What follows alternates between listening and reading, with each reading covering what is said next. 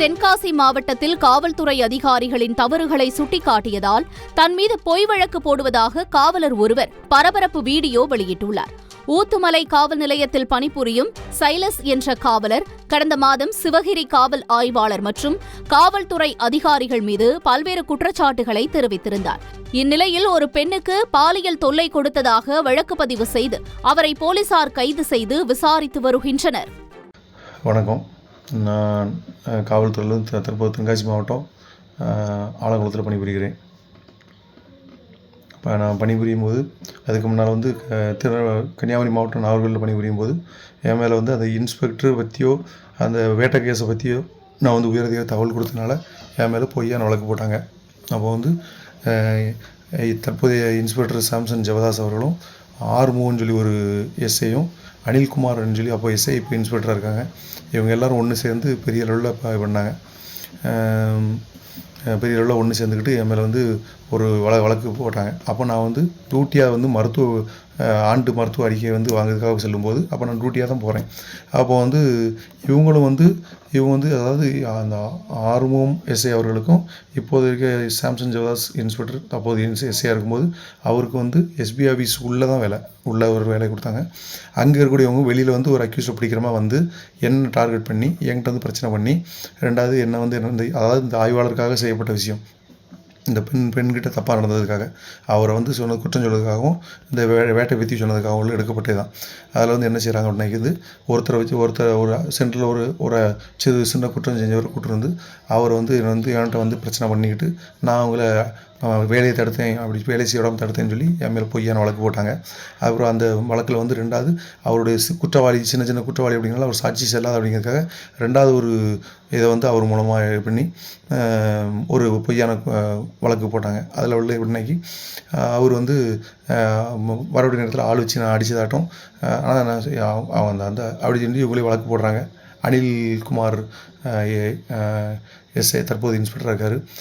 ஆனால் இவங்கள்ட்ட வெத்து பேப்பரில் கையெழுத்து வாங்கினதாட்டும் அந்த ஸ்டேஷன் முன்னால் வச்சு அந்த பாதிக்கப்பட்ட நபர் இந்த மாதிரி சொல்கிறாங்க. ஆனால் அவங்களே இதுக்கு எனக்கு சம்மந்தம் கிடையாது, இவருக்கு இதுக்கு சம்மந்தம் கிடையாதுன்னு சொல்லி என்ன சொல்கிறாங்க. ஆனால் அவங்க நீ கையெழுத்து போடுன்னு வெத்து பேப்பரில் கையெழுத்து வாங்கினதும் அந்த டீட்டெயில் எல்லாமே இருக்குது.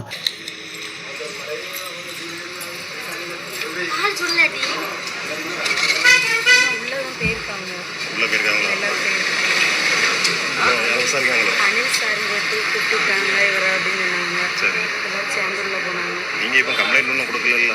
கொடுக்கல கம்ப்ளைண்ட். யார் ஆர்மம் நெருக்கடி ஆர்மம் தான் ப்ரெஸ் பண்ணி கம்ப்ளைண்ட் கொடுக்க சொல்லுது. கையெழுத்து போட சொல்லிட்டாங்க.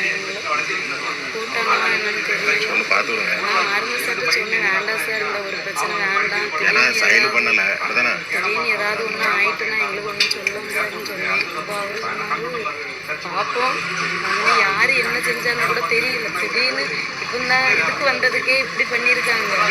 திடீர்னு ஏதாவது ஒன்று ஆயிட்டுனா என்ன செய்ய முடியும் சொன்னேன். இவன் பாவம்.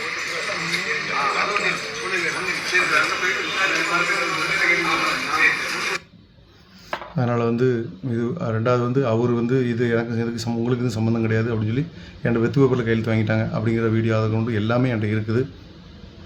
இதில் முறைகேடாக என்னுடைய வீட்டில் பண்ணி என்னை சம்மந்தமே இல்லாமல் நான் வீட்டில் இருந்தவனை என்னை வலுக்கட்டாயமாக கூப்பிட்டு அதுக்கப்புறம் தான் எஃப்ஐஆர் போட்டாங்க. அதாவது அது பெருநாட்டு சேவைன்னு சொல்லி இன்ஸ்பெக்டர் இது பண்ணாங்க. இப்போ தற்போது எஸ்பி இன்ஸ்பெக்டராக இருக்காங்க. இதுமாதிரி முறைகேடான நிறைய விஷயங்கள் இருக்குது. இதெல்லாம் அரசுக்கு தெரிவிக்க தான் எல்லாம் தெரிவித்து என்ன பண்ணதுனால மேற்கொண்டு எனக்கு பழி வாங்கிட்டே இருக்கிறாங்க. அதனால் உண்மையாட்டு இந்த டிபார்ட்மெண்ட்டில் பணி செய்ய முடியல. என்னை மாதிரி நேர்மையாக இருக்கவங்களுடைய